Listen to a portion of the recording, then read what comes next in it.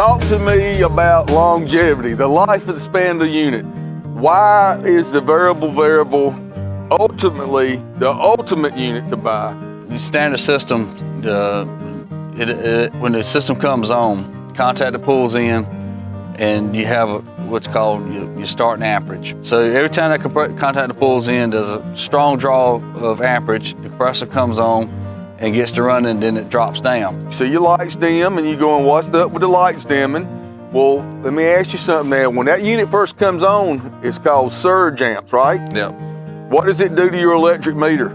Well, you get spikes. Now, you won't get that with the variable, You don't right? get that at all with the variable. So it comes on at a lower speed, it's pulling low amperage, and then it starts building up from that point. So you don't get that initial surge, and the unit's not constantly coming on, cutting off. Now, let's say, do you think the load on your house, if you put in a 3-ton unit without the variable, just a 13 SEER, and your air conditioning comes on, you got 36,000 coming to you right then, right?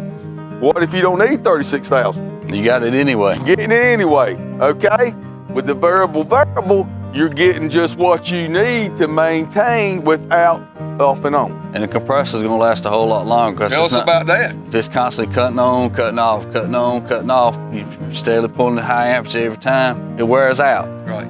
The variable speed compressor, it's coming on, it's a smooth start, it ramps up where it needs to. And it stays. And then if it needs to back off, according to the temperature, if it's getting closer to the temperature, it'll back off some, and it'll back off until it satisfies and it shuts down. You get to stand out by the unit with your buddies and you don't even hardly hear it running. That's why it's the ultimate, right? That's right.